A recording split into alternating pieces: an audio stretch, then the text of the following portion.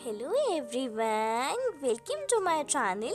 आज हम पढ़ेंगे मेरे बचपन के दिन। ये महादेवी वर्मा द्वारा लिखा गया है और इस पाठ में महादेवी वर्मा ने अपने बचपन के बारे में बताया है कि अपने बचपन के स्कूल कॉलेजों के दिनों की खट्टी मीठी यादों के बारे में बताया है और उन्होंने उस वक्त के सामाजिक जीवन के बारे में भी बताया है और लड़कियों के प्रति लोगों की सोच के बारे में भी बताया है कि उस वक्त लोगों का जो लड़कियों के प्रति व्यवहार अच्छा नहीं था। उनके पैदा होते ही उन्हें मार दिया जाता था और कुछ भाग्यशाली लड़कियां अगर बच भी जाती थीं तो उनके साथ जन्म से ही भेदभाव शुरू हो जाता था।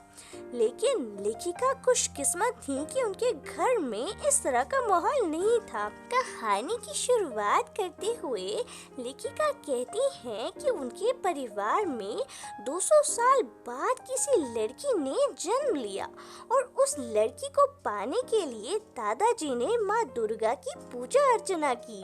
उनके पिताजी बहुत ही खुले विचार के व्यक्ति थे। वो चाहते थे कि उनकी बेटी खूब पढ़े लिखे विद्वान और ज्ञानी बने।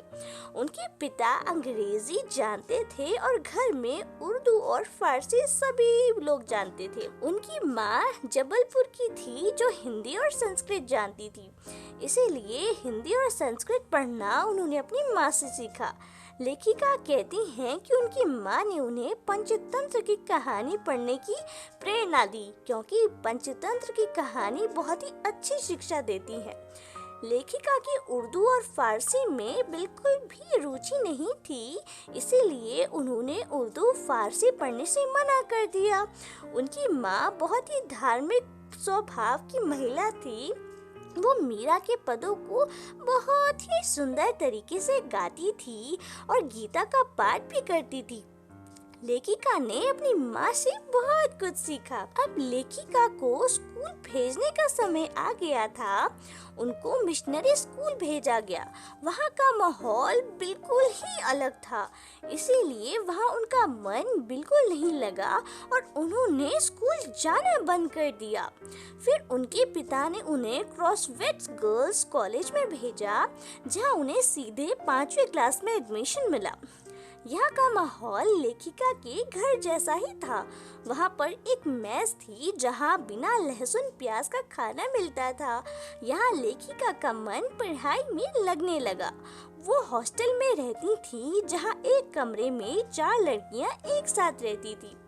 हॉस्टल में उनकी पहली सहेली सुभद्रा कुमारी चौहान बनी जो उस समय 7वीं क्लास में पढ़ती थी।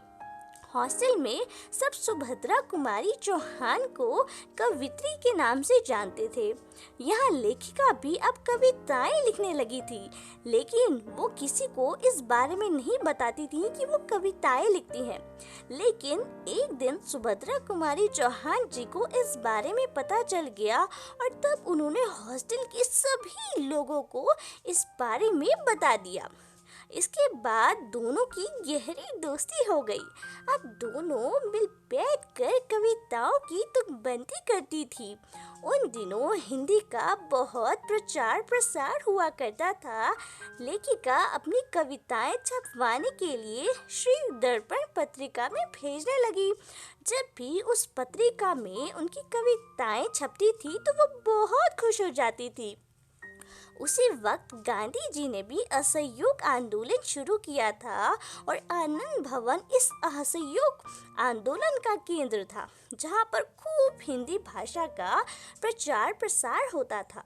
वहाँ पर अक्सर कवि सम्मेलन होते रहते थे और उन कवि सम्मेलनों में लेखिका भी भाग लेती थी। कवि सम्मेलनों में वो हमेशा ही फर्स्ट आती थी। लेखिका कहती है कि उन्होंने 100 से ज्यादा मेडल जीते थे। एक बार लेखिका को एक चांदी का कटोरा इनाम के तौर पर मिला, जिसमें बहुत ही सुंदर नक्काशी की गई थी। उन्होंने उस कटोरे को जब सुभद्रा कुमारी चौहान को दिखाया तो उन्होंने खुश होकर लेखिका से उसी कटोरी में खीर खाने की फरमाइश कर दी। अब गांधी जी अक्सर आनंद भवन आया करते थे और उनके हॉस्टल की लड़कियां भी एक आना दो आना बचाकर गांधी जी के सहयोग आंदोलन कोष में दान देती थी। जब लेखिका ने गांधी जी को वो चांदी का कटोरा दिखाया तो गांधी जी ने उनसे वो कटोरा मांग लिया।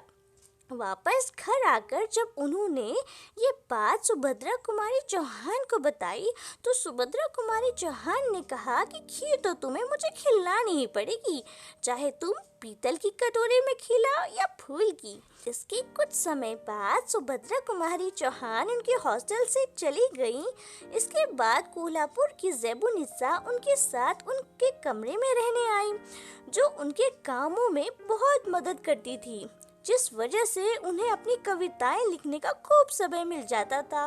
वो मराठी बोलती थी, इसीलिए लेखिका को भी उनसे मराठी सीखने का मौका मिला।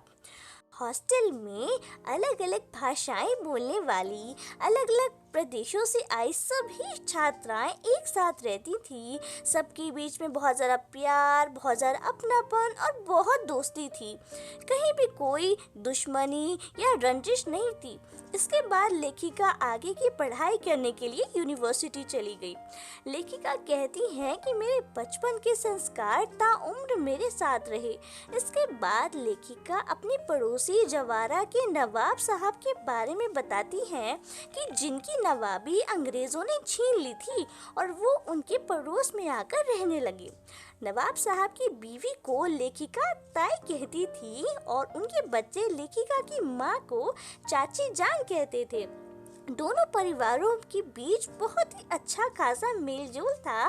दोनों परिवार सभी त्योहार आपस में मिलजुल कर मनाते थे। लेखिका के छोटे भाई का नाम मनमोहन नवाब साहब की बीवी ने ही रखा था।